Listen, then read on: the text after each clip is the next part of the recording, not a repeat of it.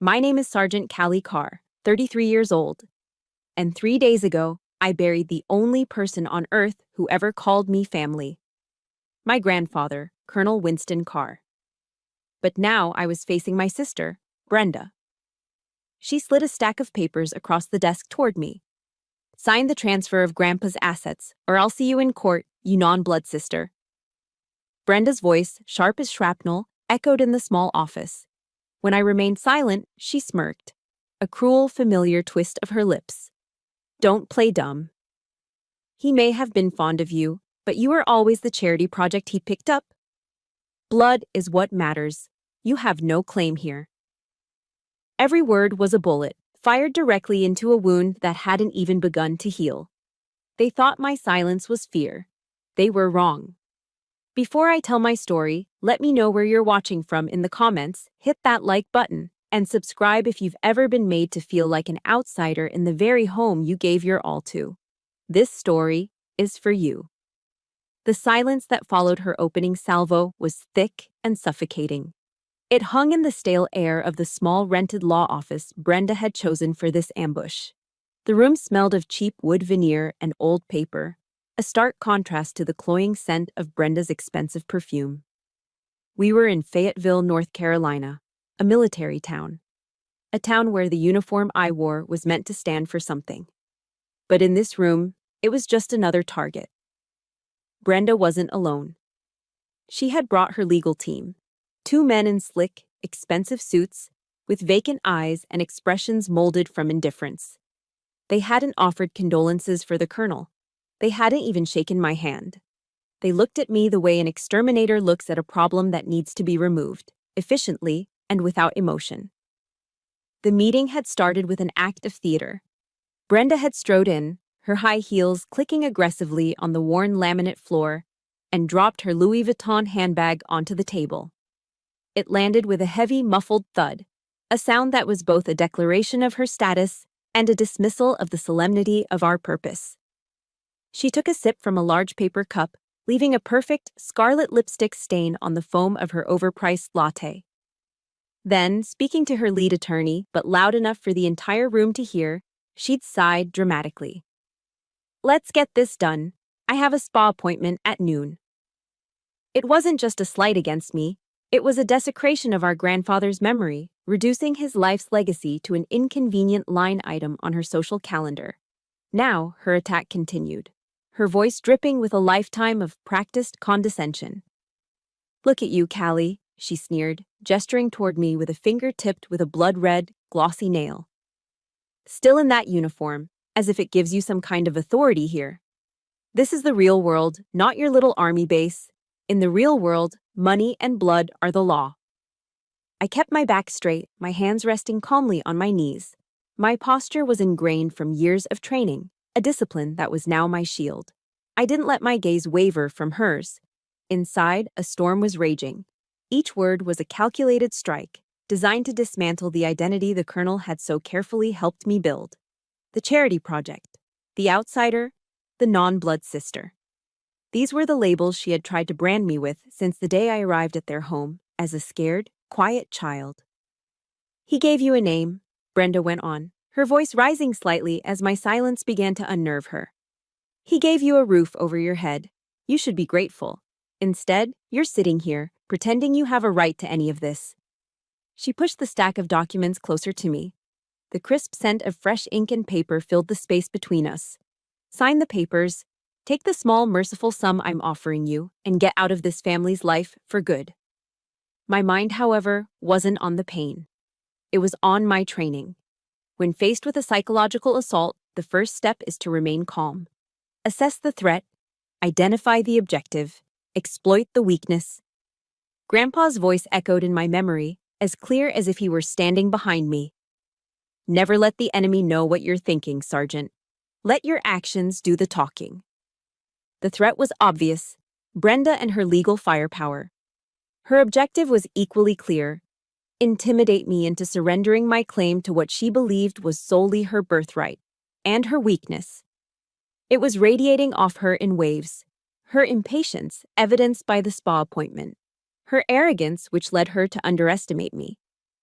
And her greed, so potent it was practically a third person in the room. This wasn't just a legal dispute. I realized it with cold clarity. It was a test. A final field exercise designed by the greatest strategist I had ever known. And I was not going to fail him. My silence stretched, filling the room with a pressure that made one of Brenda's lawyers shift uncomfortably in his chair. Brenda's smirk faltered, replaced by a flicker of irritation. "Well, are you deaf?" I said, "Sign it." Finally, I moved. I didn't reach for the papers. I simply adjusted my position, my gaze steady. When I spoke, my voice was level, devoid of the emotion churning inside me. It was the voice I used to give a briefing, calm and precise.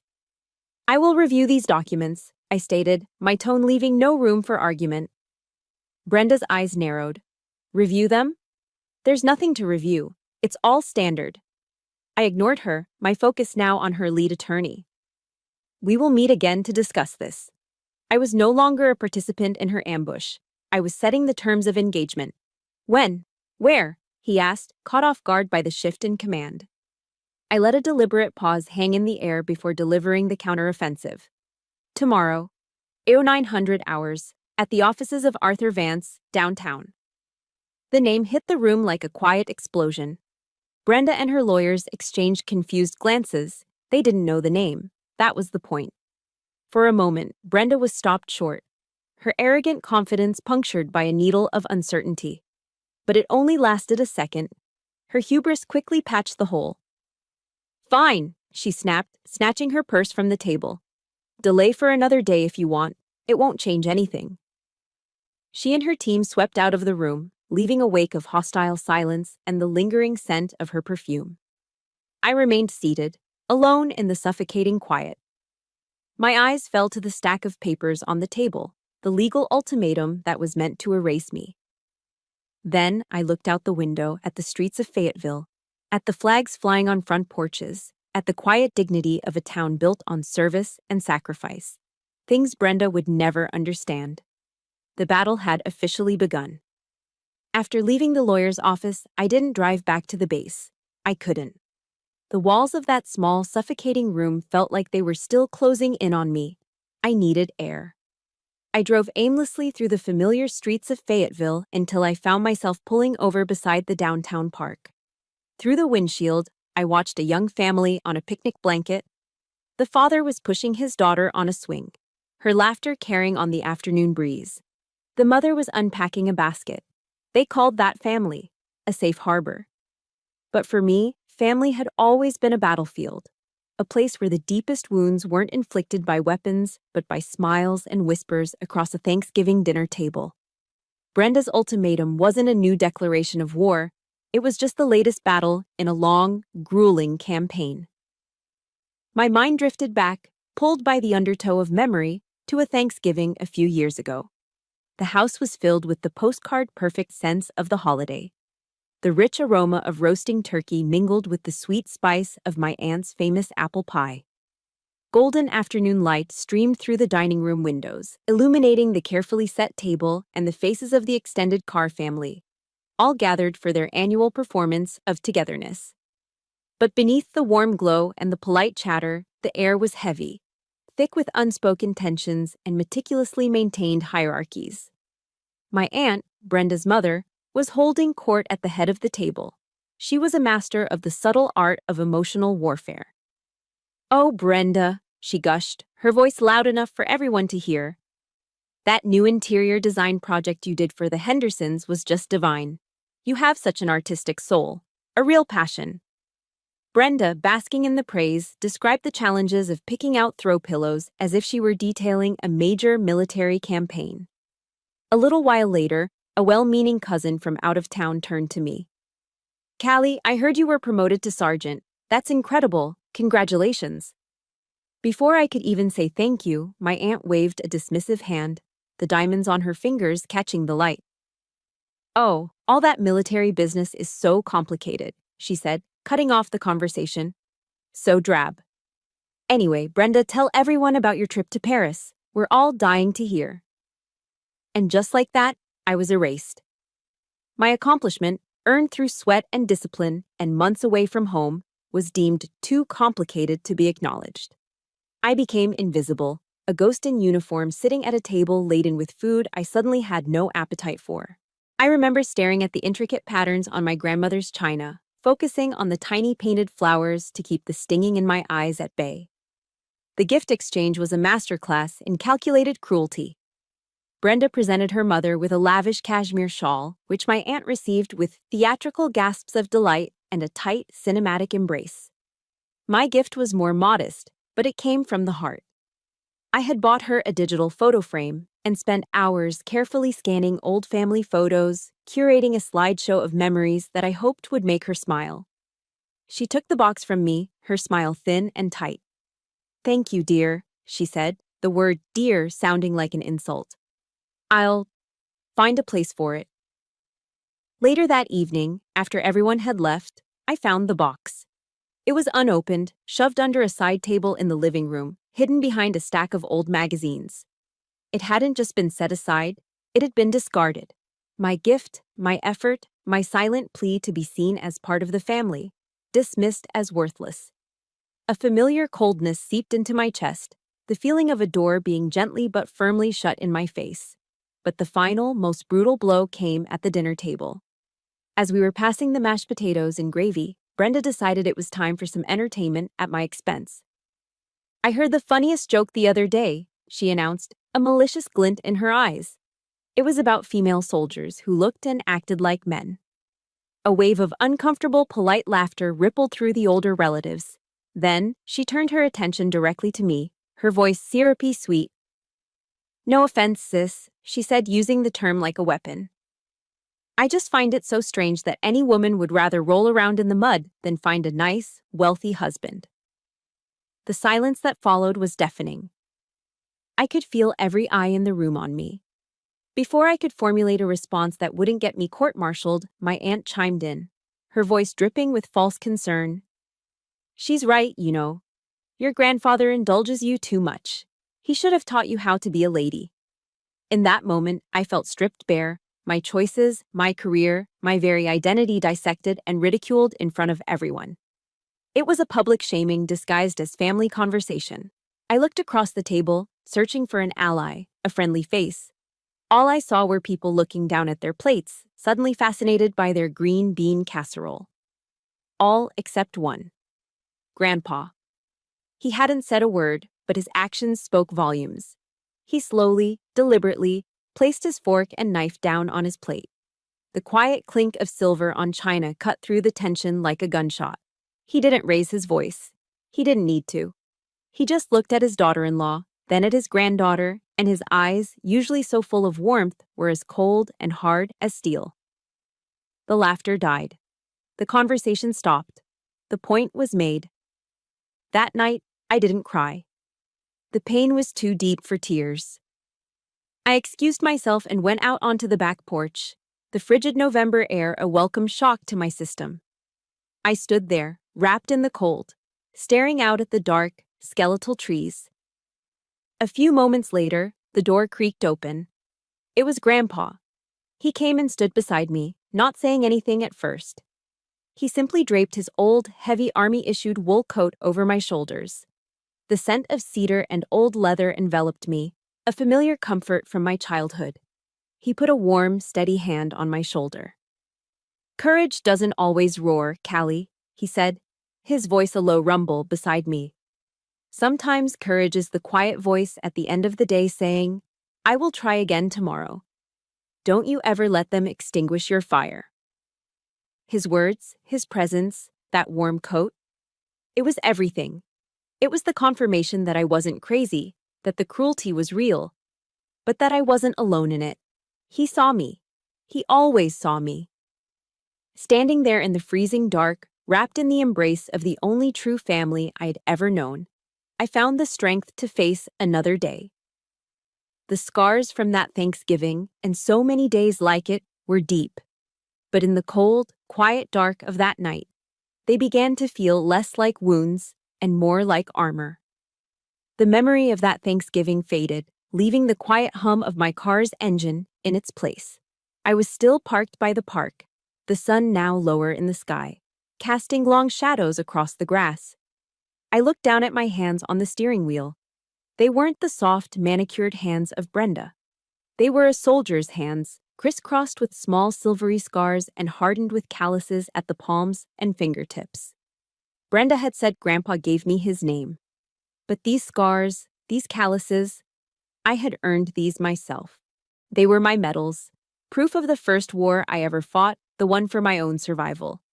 A war that began on a Greyhound bus heading west. The memory shifts, pulling me back to the week after my high school graduation. I was 18. The final straw wasn't dramatic. It was just another casual, cutting remark from Brenda about my freeloading status. That night, something inside me finally snapped. I didn't yell. I didn't argue. I simply went numb. In the quiet darkness of my room, I packed a worn-out backpack.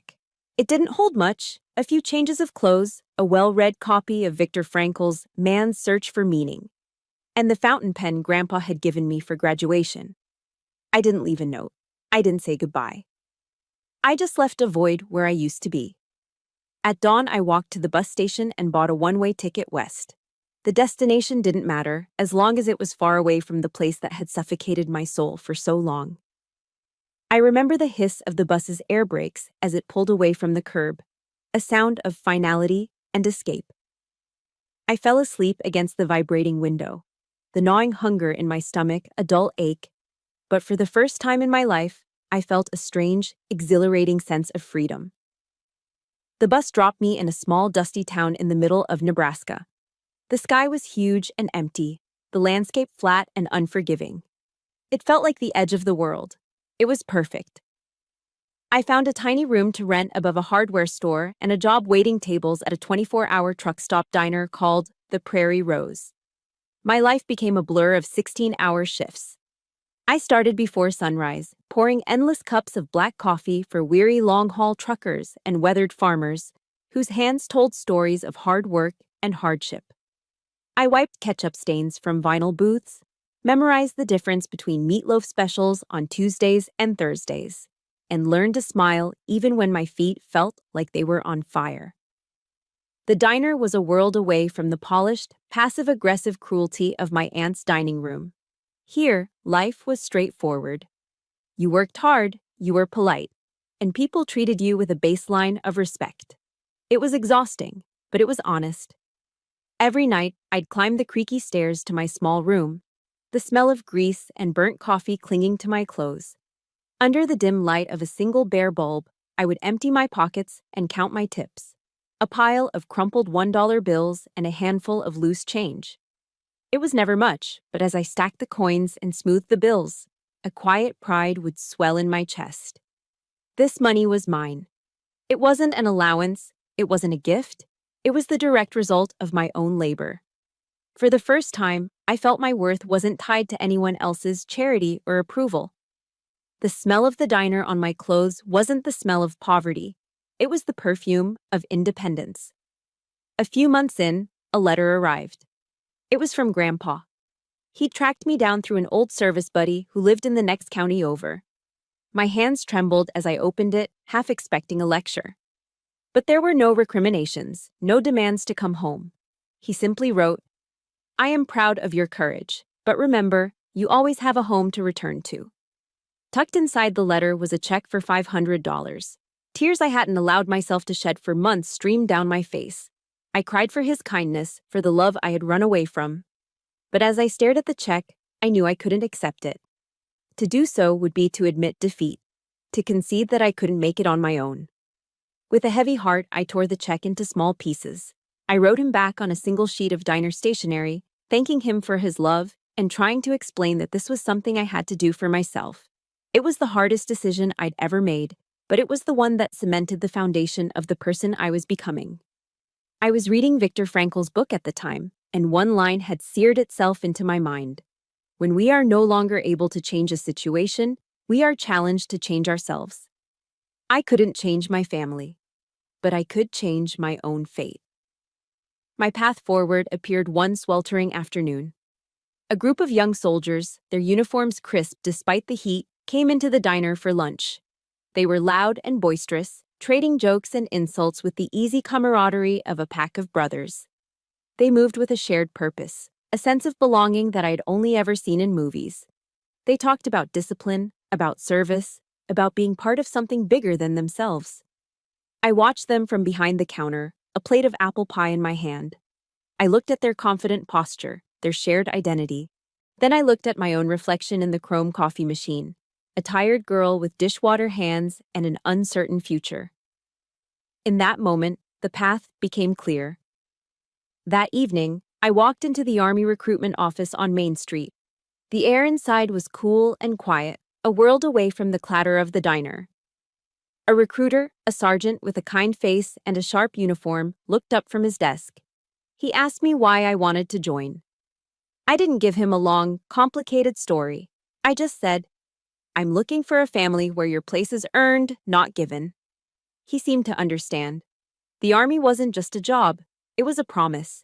It was a chance to build a new life on a foundation of merit, not bloodlines. It was a place where my discipline and my resilience wouldn't be seen as strange or unfeminine, but as assets. It was the only road I could see that led to becoming the person my grandfather always believed I could be. It was the start of building my own fortress, one brick of hard-earned self-respect at a time. The Army recruiter had promised me a family where my place was earned. He didn't tell me I'd have to go through hell to find it. Basic training was a crucible of controlled suffering, designed to break you down and rebuild you from scratch. Every muscle in my body screamed, my lungs burned, and my mind was pushed to its absolute limit. But there was a profound difference between this crucible and the slow-burning torment of my aunt's house. Here, the hardship had a purpose. Here, everyone suffered equally. There were no favorites, no bloodlines, just a shared struggle that forged bonds stronger than steel.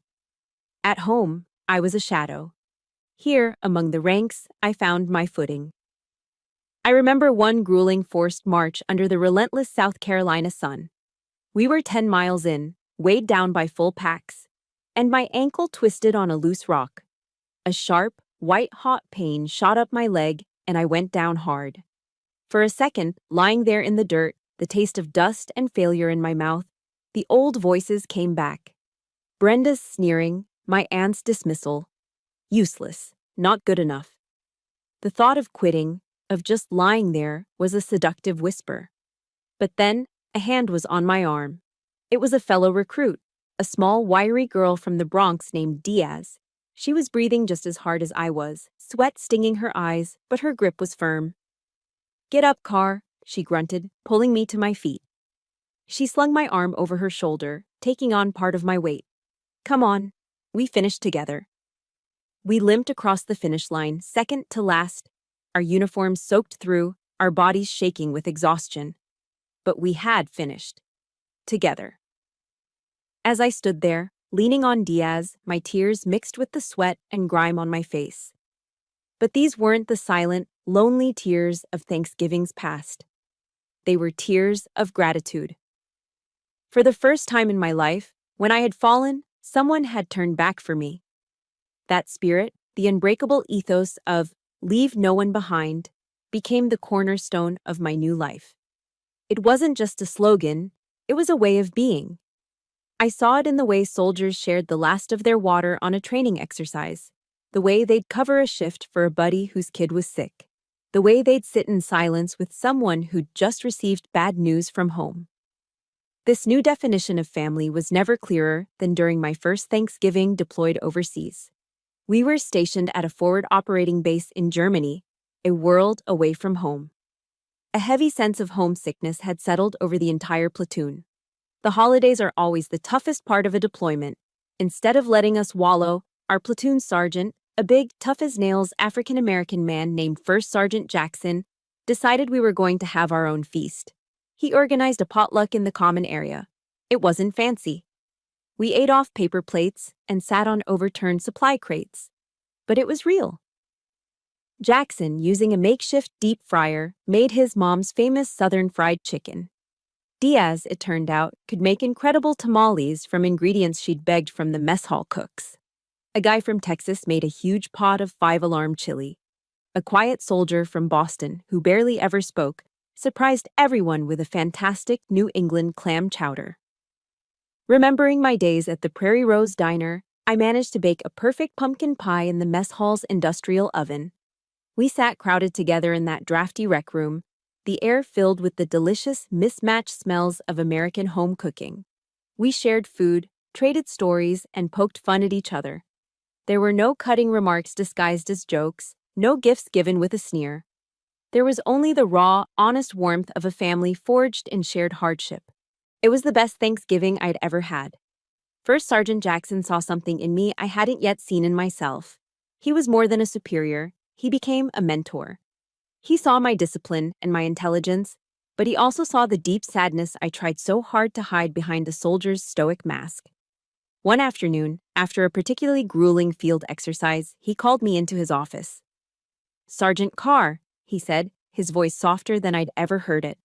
"I don't know what you've been through in your life, but I see it in the way you push yourself twice as hard as everyone else, like you're constantly trying to prove you belong here."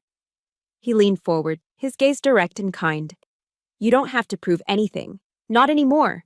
You do your job, you do it well, and you've earned your place. We've got your six." His simple words of acceptance, of unconditional validation, cracked the defensive wall I had spent a lifetime building.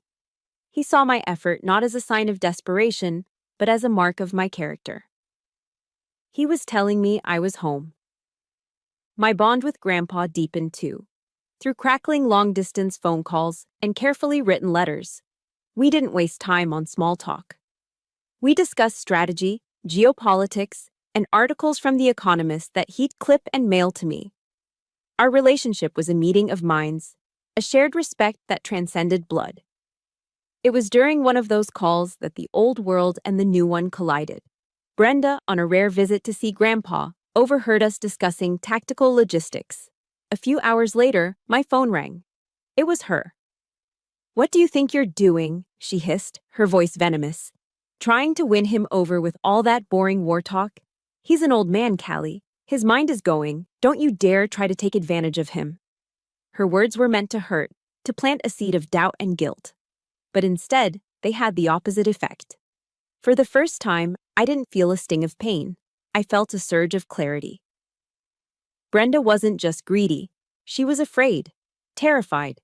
She was afraid that a bond built on mutual respect and intellectual connection was infinitely stronger than a flimsy claim based on shared DNA. She knew she was losing the war for our grandfather's legacy, and she had just revealed her own desperate, tactical weakness. The fight wasn't just about money, it was about worth. And for the first time, I knew, without a doubt, that I had it. I had seen Brenda's weakness, that flicker of fear in her eyes during our last phone call. I just hadn't anticipated that she would mobilize the entire family as a weapon to protect it. The psychological warfare began subtly, a few years before Grandpa passed. It started not with a shout, but with a voice dripping honeyed poison. My aunt, Brenda's mother, began calling me at the base. Her tone was always saccharine, full of feigned warmth that never quite reached her eyes. "Callie, darling," she'd begin, her voice smooth as silk. "I know how much you love your grandfather, and he just adores talking to you. But he's getting older now, you know. All this talk about politics and military strategy, it gets him so worked up. It's just not good for his heart." I recognized the tactic instantly. She was playing the part of the concerned, dutiful daughter-in-law, but her objective was clear: to isolate me from my only ally, to cut my supply line. "You should let him rest, dear," she continued, her voice laced with the kind of condescending sweetness that sets your teeth on edge. "Let Brenda and the family handle things here. You just focus on your work." It was a command disguised as a loving suggestion, a velvet glove hiding an iron fist. I would politely thank her for her concern and hang up, the phone feeling cold in my hand. When that didn't work, when Grandpa and I continued our calls, Brenda escalated to phase 2. I began to think of it as the deployment of the flying monkeys. Relatives I hadn't spoken to in years, suddenly filled with an urgent need to offer me unsolicited advice. An uncle from Florida called, then a cousin from Oregon. They all followed the same script, their words clearly fed to them by Brenda. "Callie," my uncle would say, his voice thick with false sincerity. "We're hearing there's some misunderstanding in the family. You know Brenda just loves you to pieces. You're a soldier. You understand sacrifice? Sometimes we have to make sacrifices for the greater good of the family." They painted Brenda's greed as a noble cause, the greater good of the family, and my fight for self-respect as a selfish, disruptive act. It was a coordinated campaign designed to wear me down, to make me question my own reality. I recognized it for what it was, a classic psychological operation. My training in SEER, survival, evasion, resistance, and escape, had taught me to identify these tactics when used by an enemy. Isolation, psychological pressure, exploitation of weakness. I never imagined I'd be using that training to analyze my own family. I'd listen patiently, offer a non-committal, "Thank you for your concern, Uncle," and end the call. But the most vicious, most desperate attack came when Grandpa's health finally began to decline. It was nothing critical at first, just a precautionary hospital stay for some routine tests. For Brenda, it was a golden opportunity. I was in my barracks room overseas, reviewing after-action reports, when my phone buzzed with a text message. It was from her. There was no text, just a photo. It was a picture of Grandpa, asleep in a hospital bed. The lighting was harsh, making his skin look pale and waxy. He looked frail, tired, and vulnerable. My heart seized in my chest. Before I could even process the image, a second message came through. "He keeps asking for you. The doctor says he needs to avoid all stress. Your stubbornness is killing him." The words hit me like a physical blow. The air rushed out of my lungs. For one terrifying moment, the floor fell out from under me. All the training, all the discipline, all the emotional armor I had so carefully constructed, it all dissolved. What if she was right? What if my fight, my need to be seen, was causing him pain? The guilt was a tidal wave, swift and suffocating, pulling me under. My fingers trembled as I stared at the screen, the image of my grandfather, so small in that big hospital bed, burning into my mind. I was a soldier trained to face enemies, but how could I fight an enemy that used my own love as a weapon against me? My training kicked in on instinct. Verify intelligence before acting. I took a deep, shuddering breath, forcing the panic down. I bypassed the chain of command in my head and went straight to the source. I dialed the main number for the hospital back in North Carolina, my knuckles white as I clutched the phone. I asked to be put through to Colonel Winston Carr's room. After what felt like an eternity, the line clicked. "Hello?" It was his voice, not weak, not frail. It was the same strong, confident baritone I had known my whole life. "Grandpa, it's Callie." "Callie girl, what a surprise!" he boomed, and I could hear the rustle of a newspaper in the background. "To what do I owe the honor?" I got a message from Brenda," I stammered, the relief making my voice shaky. "A photo. She said you were asking for me, that I was causing you stress." There was a long pause on the other end of the line. When he spoke again, all the cheerfulness was gone, replaced by a weary sigh that carried the weight of years of disappointment. "That girl," he said, his voice low and hard. "She would use anything as a weapon, Callie, even love itself."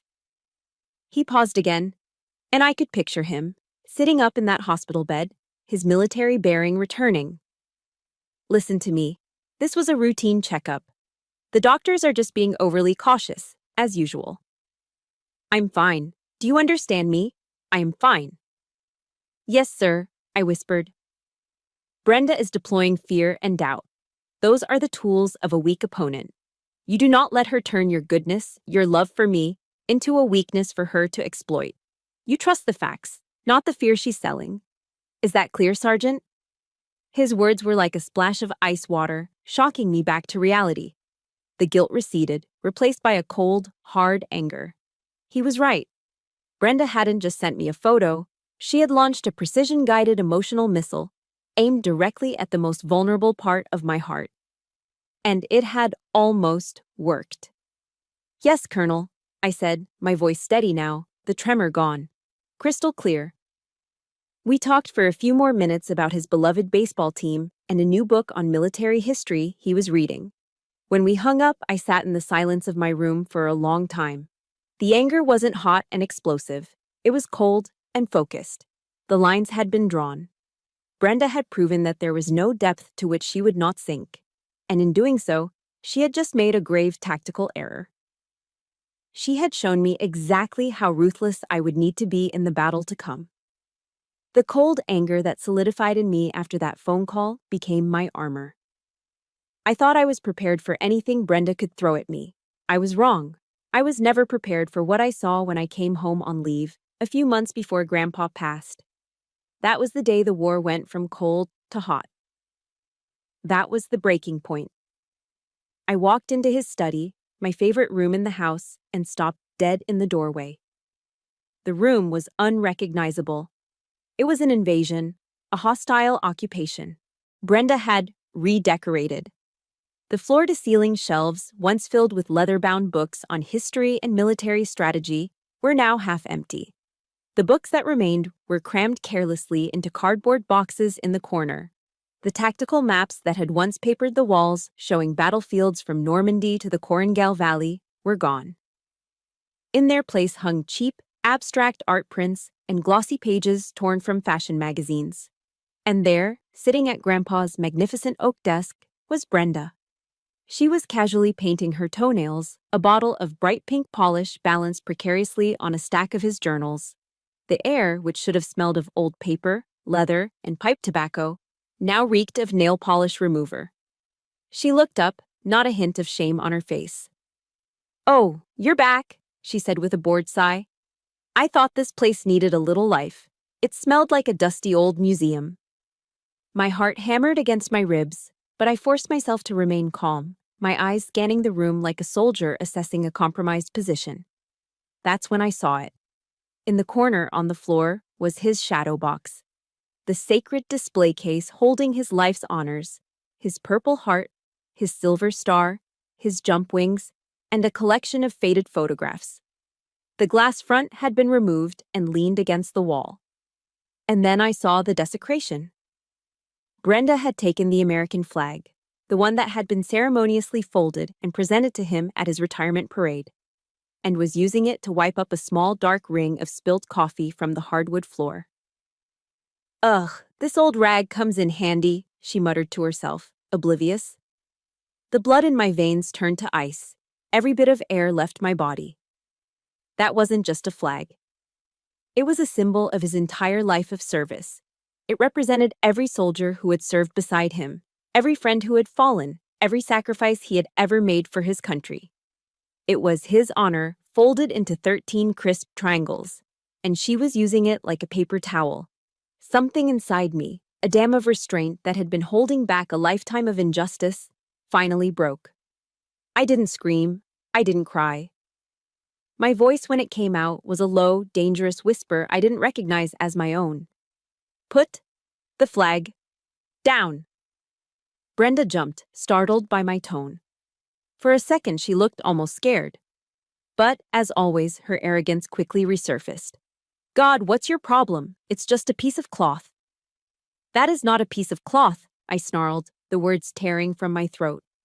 I crossed the room in 2 strides and snatched the flag from her hand, my fingers recoiling from the damp, stained fabric. I held it as if it were a wounded soldier. "This is honor. This is blood. This is everything you will never understand." She stood up, placing her hands on her hips, the picture of indignation. "Oh, here we go. Little Miss Soldier is going to lecture me on patriotism? This is my house, Callie. My family's house. You have no right to give orders here." That was it. That was the final, unforgivable straw. All the years of being ignored, of being belittled, of being treated like a second-class citizen in my own home, coalesced into a single point of cold, diamond-hard clarity.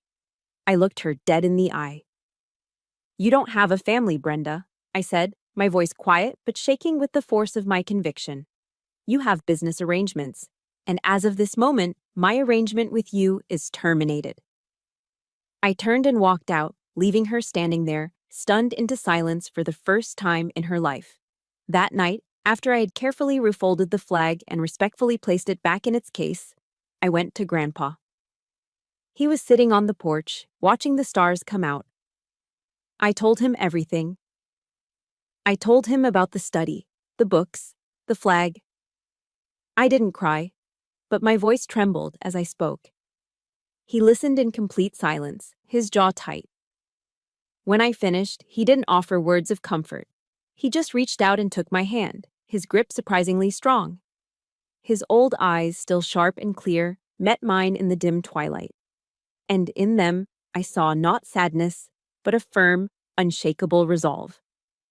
"It's time, Callie," he said, his voice the calm, steady tone of a commander giving a final briefing. "It's time to execute the final campaign." It wasn't a suggestion. It wasn't a lament. It was an order. And I, a soldier, accepted my mission. If you believe that there are lines that should never be crossed, especially when it comes to honoring those we love, please hit that like button. And tell me in the comments, just type, "I stand with Callie," to let me know you're here with me on this.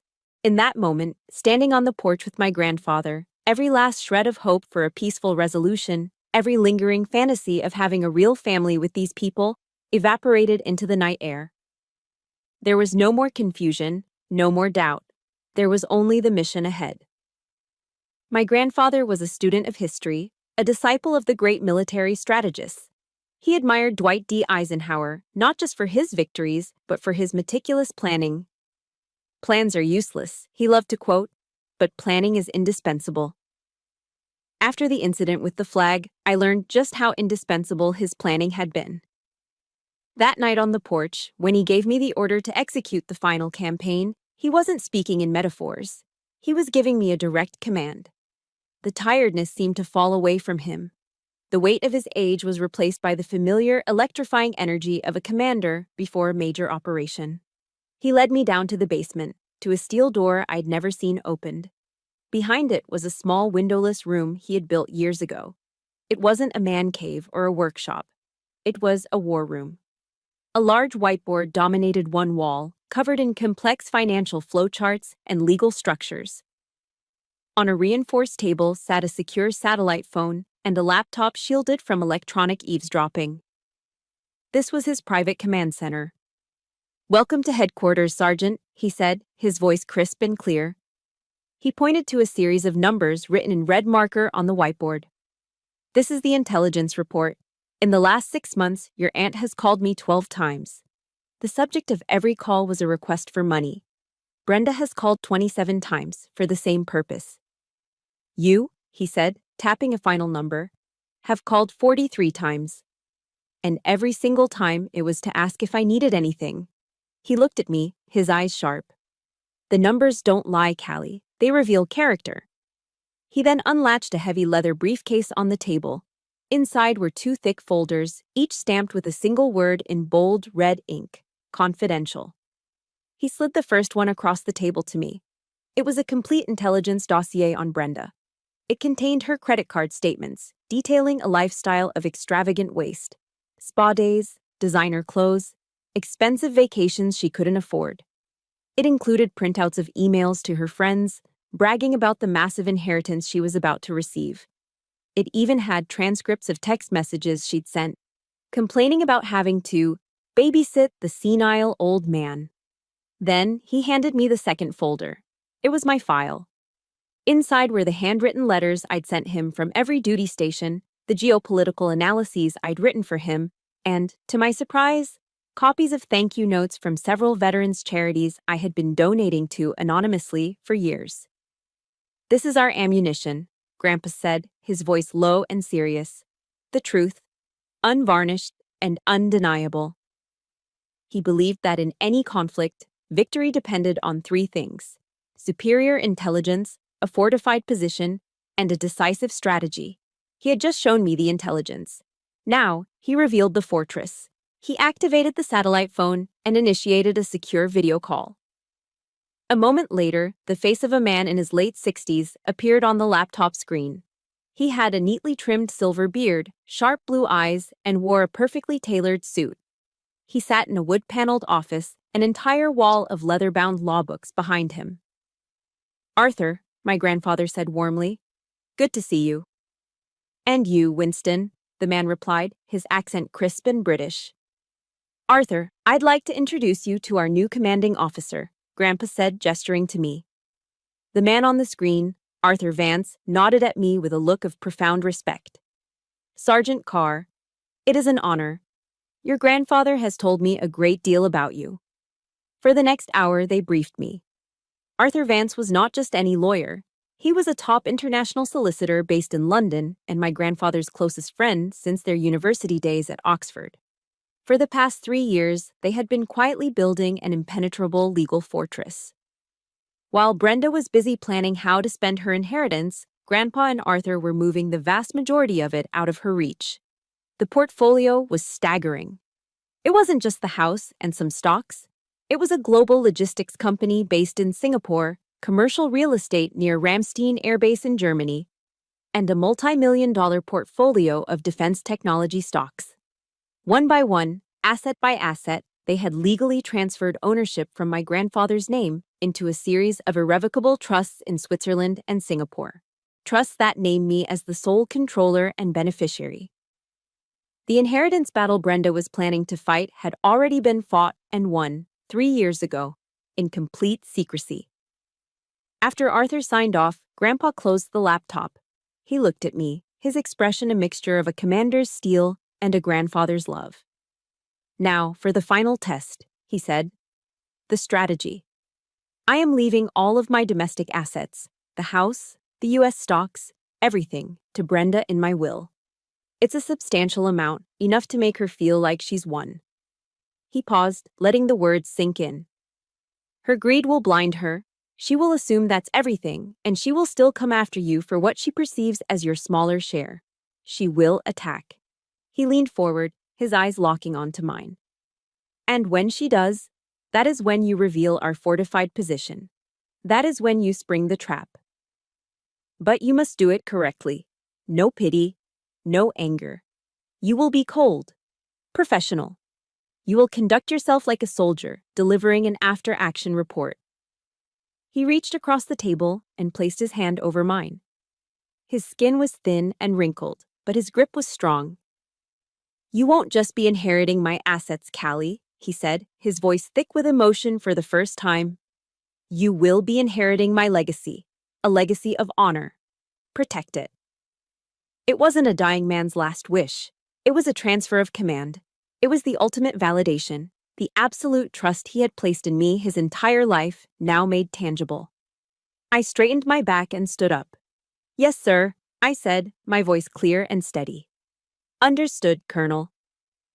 The memory faded, and I was back in the present, sitting in my quiet car outside the lawyer's office in Fayetteville. The briefing was over.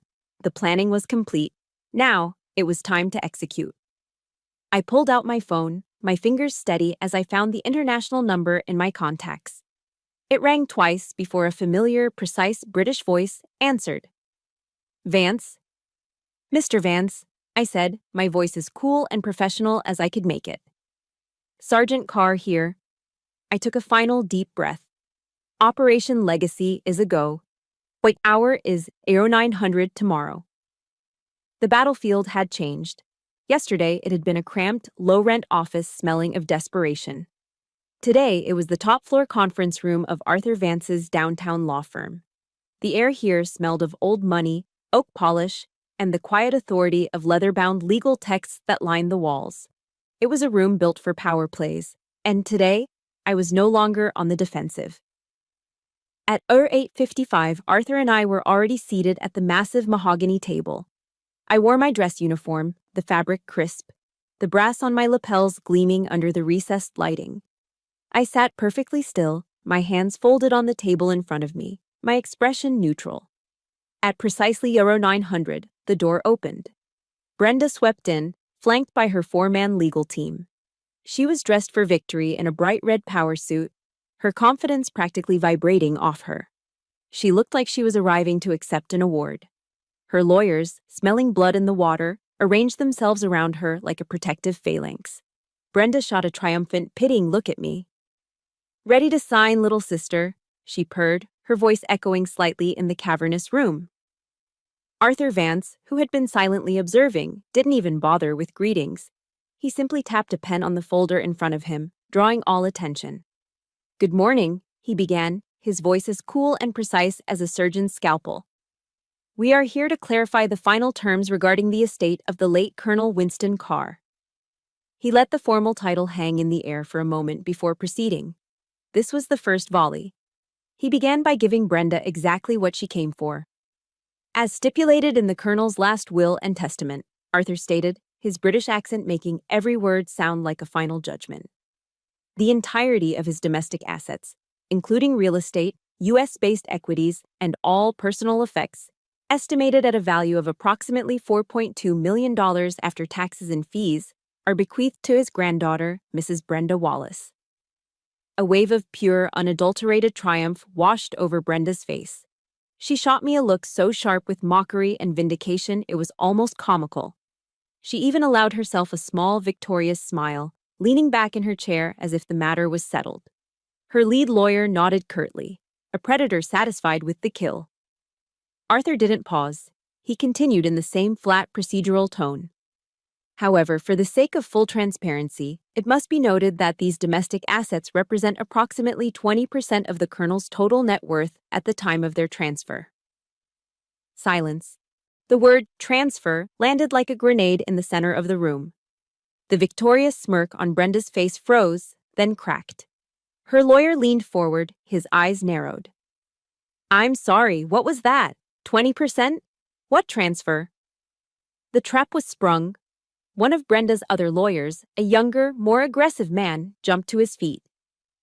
"What international assets? We'll sue. My client is the sole blood heir. We will contest any and all external claims."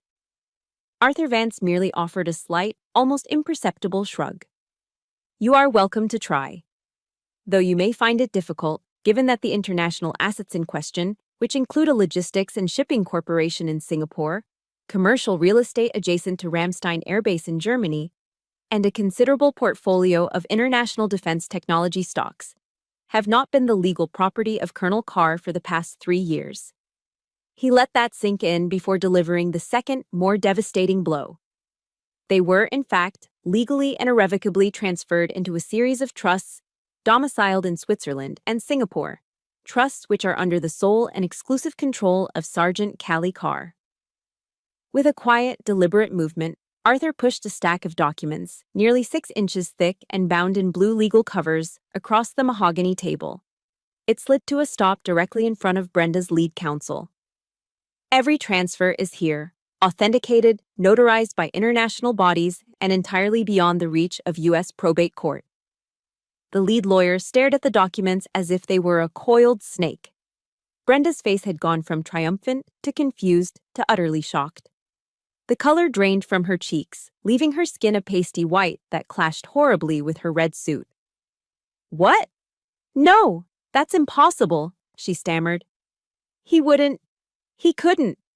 Her lawyer, desperately trying to regain control, slammed his hand on the table. "This is a clear case of undue influence. Our client will testify that the Colonel was not of sound mind, that he was manipulated."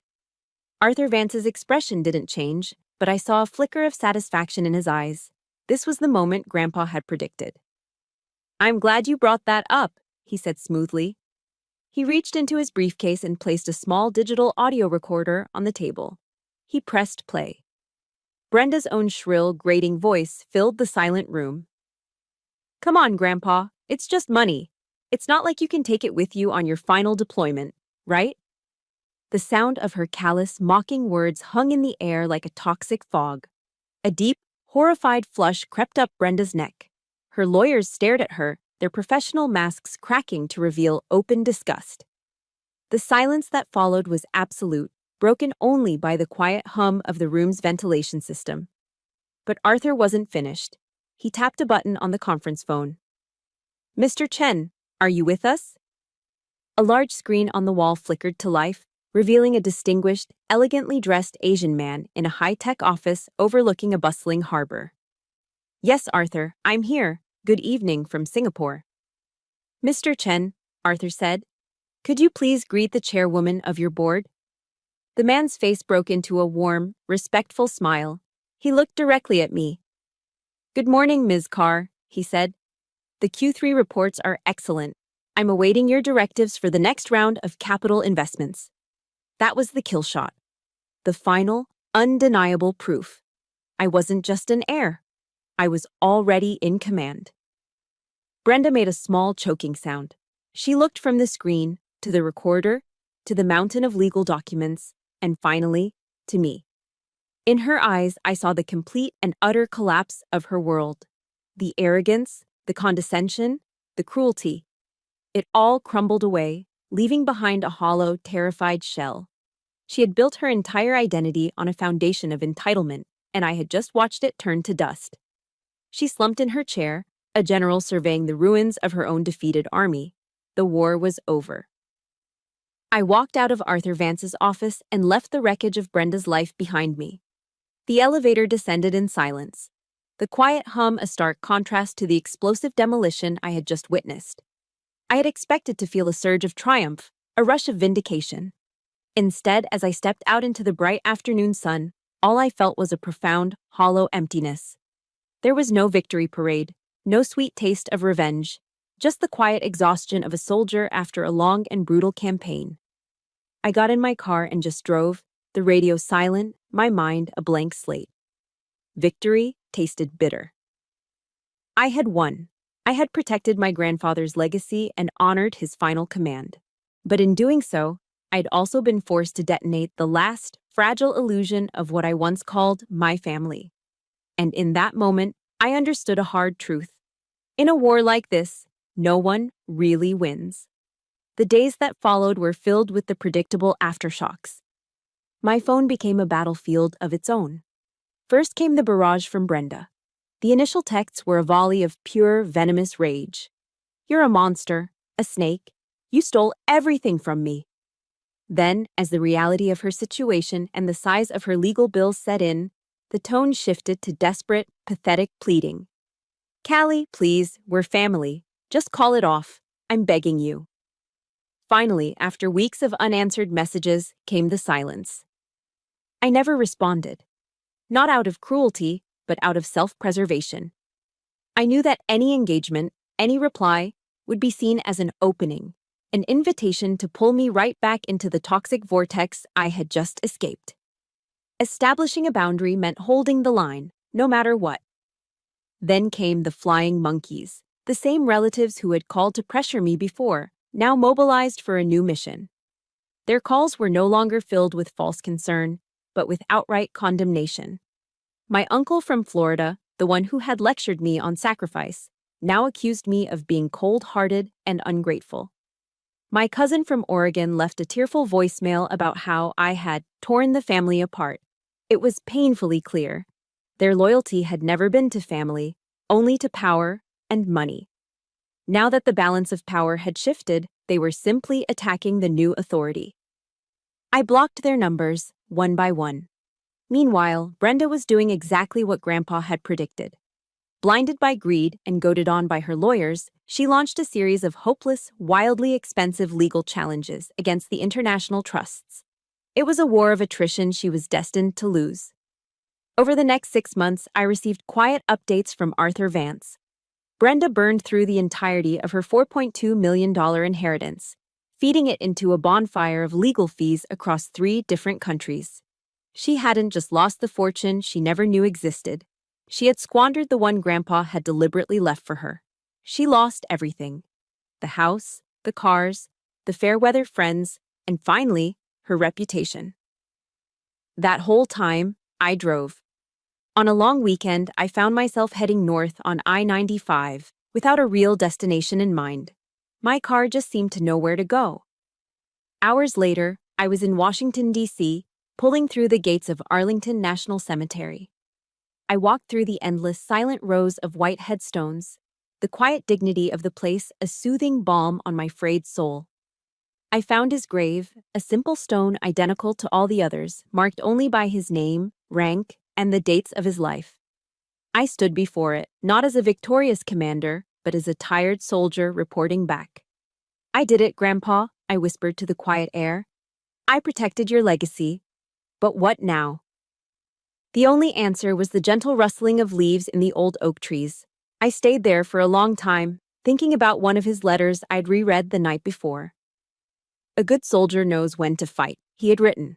But a great commander knows when to stop fighting and build the peace. The peace? That's what had been missing. The anger had been a necessary fuel, but it couldn't sustain me forever. I needed to find a way to let it go.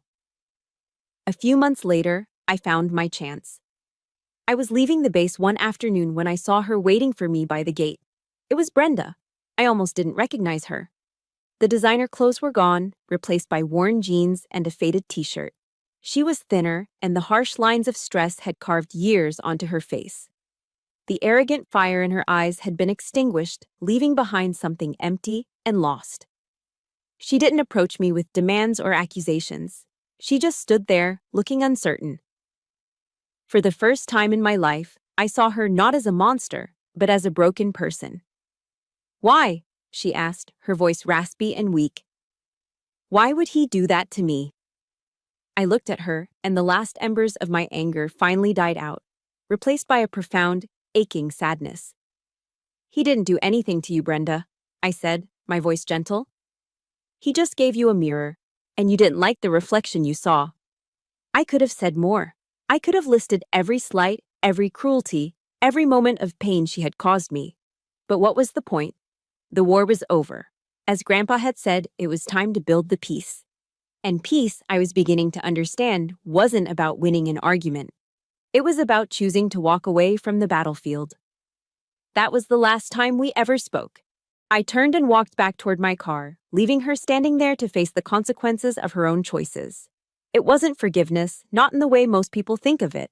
I wasn't absolving her of her actions. It was something different. It was a release. I was finally and completely letting her go. And in doing so, I was freeing myself. A year after my final quiet encounter with Brenda, I found myself back in Arthur Vance's London office. The legal dust had long since settled. He greeted me with a warm smile and handed me a thick, cream-colored envelope, its wax seal bearing my grandfather's crest. "Winston instructed me to give this to you only when all legal hostilities had ceased," Arthur explained. My hands trembled slightly as I broke the seal. Inside was a letter, written in my grandfather's familiar, strong handwriting. It wasn't about assets or trusts. It was about his final strategy, his true endgame. "My dearest Callie," it began. "If you are reading this, it means you have successfully completed your mission. But I must confess, the mission was never about defeating Brenda. My goal was not to destroy her, but to break her. Sometimes a thing must be broken down to its foundations before it can be rebuilt the right way." He went on to explain. He had foreseen her self-destruction, and he had planned for it. He had established one last, small, separate trust. A $50,000 lifeline, as he called it. It was for Brenda. But it came with a non-negotiable condition. The trust could only be activated after she had proven a fundamental change in character. By volunteering for 1 full year at a recognized veteran support organization. Reading his words, I finally understood the breathtaking scope of his wisdom. His legacy wasn't just about preserving wealth or rewarding loyalty. It was about offering a path to redemption, even for those who seemed furthest gone. He wasn't just a strategist. He was a builder of character. And his final lesson was one of profound grace. That letter became my new set of orders. I honorably discharged from the Army, my service complete. The massive fortune he had left me was not a retirement fund. It was a strategic asset, and I now had a new mission: to deploy it. I didn't want his legacy to be a name on a building or a plaque on a wall. I wanted it to be a living, breathing force for good. I took the first step by signing the incorporation documents. My signature, clear and firm, brought into existence the Colonel Carr's Command Legacy Foundation. My new life looked nothing like Brenda's old one. I didn't buy a mansion or a sports car. I traded my uniform for simple jeans and a polo shirt. My headquarters wasn't a sleek corporate office, but a small rented space above a coffee shop in Fayetteville. From there, I didn't command troops. I commanded resources. The Foundation's mission was simple: to serve the community that had given me a home and a purpose. We funded scholarships for the children of deployed soldiers. We provided seed capital for veteran-owned startups. We sponsored service dog training programs for those recovering from PTSD. I didn't just write checks from a distance. I was on the ground, visiting VA centers, sitting in community halls, and listening to the stories of my fellow veterans. I turned my inheritance into a strategic support unit, providing aid and reinforcements to the men and women who, like me, had sworn an oath to serve. About a year later, I received a hesitant email. It was from Brenda. She had done it. After hitting rock bottom, she had found a volunteer position at a soup kitchen for homeless veterans in a city hundreds of miles away. She wrote that she had started it only to get the money. But somewhere along the way, listening to the stories of men and women who had lost everything but their dignity, something inside her had shifted. She wasn't writing to ask for anything. She was writing to say thank you, and that she was sorry. She was finally beginning to understand the lesson Grandpa had tried to teach her, the lesson of service. Following his instructions, I authorized Arthur to activate the trust. I gave my sister a chance to rebuild. The story ends not in a courtroom or a battlefield, but a few years later, in a high school auditorium filled with proud families. It's the first ever awards ceremony for the Command Legacy Foundation. I'm standing at a podium, looking out at the faces of the bright, hopeful young people who are the first recipients of our scholarships. In the front row, I see some familiar faces. First, Sergeant Jackson, now retired, gives me a proud, booming nod. Beside him is Diaz, now a captain, her smile as bright as ever. They are my family, the ones who turned back for me when I fell. And in the back of the room, quietly arranging chairs and handing out programs, is Brenda. She is no longer the brittle, angry woman I once knew. There is a quiet competence about her, a peace in her eyes I've never seen before. Our relationship will never be what it once wasn't, but a new, fragile respect has grown in the space between us, an understanding. I tap the microphone and begin my speech, ending it with the words my grandfather had left for me, the true inheritance. My grandfather taught me that family is not defined by blood, I say, my voice clear and strong, resonating through the hopeful silence of the room. It is defined by loyalty, it is built on respect, and it is proven, always, by service. As I look out at the crowd, at the young scholarship winners, at my brothers and sisters in arms, at the woman in the back who was finally learning what it meant to serve, I know that the Colonel's final campaign was a complete success. His legacy wasn't just protected, it was alive, it was growing, and a new, self-made sunrise was just beginning. If you believe in the power of turning pain into purpose, and if you want to hear more stories of strength, resilience, and justice, please subscribe to this channel. Press the like button if my story resonated with you, and I would be honored if you would share one simple thing in the comments below. The one word you hope defines your legacy. Thank you for being here. Be well.